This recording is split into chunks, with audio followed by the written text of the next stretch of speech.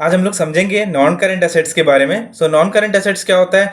जैसे long term के लिए कंपनी का इन्वेस्टमेंट रहता है, लंबे समय के लिए, जहाँ पे कंपनी को पैसा मिलता है या वो जो एसेट है वो पैसा जनरेट करके देती है कंपनी को। सो समझ लेते हैं हम लोग नॉन करंट एसेट्स में क्या है कि दो चीज़ें आता है। एक रहता है फिजिकल एसेट, रहता है टैंजिबल एसेट और इंटैंजिबल एसेट। फिजिकल एसेट मतलब क्या रहता है कि हम लोग जिसे टच कर सकते हैं, जैसे समझ लीजिए बिल्डिंग हो गया हमारा, और कंपनी का लैंड हो गया, कंपनी की ज़मीन हो गई, कंपनी के पास मशीनरी है जो कंपनी ने परचेस किया था प्रोडक्शन के लिए, तो वो हो गया। और व्हीकल्स हो गया, कंपनी ने कोई ट्रक खरीदा हो कंपनी के नाम पे, वो हो गया। और टूल्स हो गया या इक्विपमेंट्स हो गया, जैसे कंप्यूटर हो गया हमारा, ठीक है, कंपनी ने कंप्यूटर खरीदा एम्प्लॉयज़ के लिए। सो वो भी एक एसेट माना जाता है, क्योंकि आगे क्या है कि हम लोग को ये सब चीज़ों पे पैसा भी मिलेगा, हम लोग अगर रिटर्न भी करते हैं तो, राइट। तो इससे और क्या है कि इससे हमारा काम भी हो रहा है और प्रॉफिट भी जनरेट हो रहा है। और आगे हम लोग देखते हैं इंटेंजिबल एसेट के बारे में। अब इंटेंजिबल एसेट क्या होता है? जैसे इंटेलेक्चुअल प्रॉपर्टी हो गया, हमारा कोई इन्वेंशन या आइडियाज़ हो गया। सो उसे भी क्या है कि वो लॉन्ग टर्म में हमें प्रॉफिट देने का चांसेस है, राइट, हमारा जो आइडिया है। और ट्रेडमार्क्स हो गया, सेकंड ट्रेडमार्क्स, जैसे समझ लीजिए कि हमारा ब्रांड नेम और लोगो है हमारा कंपनी का। तो वो क्या है कि हमारा एक वैल्यू रहता है, कंपनी का आगे नाम अच्छा करेगा तो प्रॉफिट भी बढ़ेगा हमारा, राइट। कंपनी का लोगो भी डिफर करता है मार्केट में। और हम लोग देख लेते हैं कॉपीराइट्स। कॉपीराइट्स मतलब क्या हो गया? हमारा जो ट्रेडमार्क है, कॉपीराइट, जैसे हम लोगों ने कुछ चीज़ के लिए कॉपीराइट करके रखा है, हमारे कंपनी का कोई भी चीज़ यूज़ नहीं कर सकता है कोई और, राइट।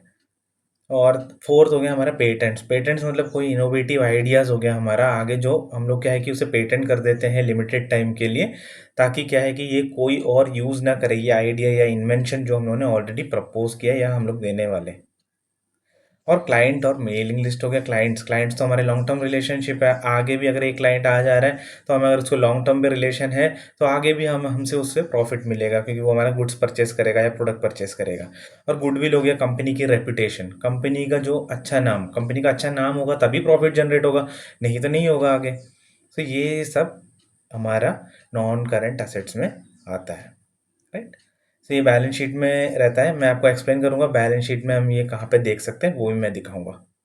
तो हम लोग का ये बैलेंस शीट है, तो हम लोग इसमें भी मैं आपको एक बार बता देता हूँ क्या है नॉन करंट एसेट्स। आप देख सकते हैं यहाँ पे नॉन करंट एसेट्स लिखा हुआ है कैटेगरी। तो यहाँ पे क्या है कि जो अभी हम लोगों ने डिस्कस किया, जैसे प्रॉपर्टी हो गया, प्लांट हो गया, इक्विपमेंट हो गया। अब राइट ऑफ यूज़ एसेट्स।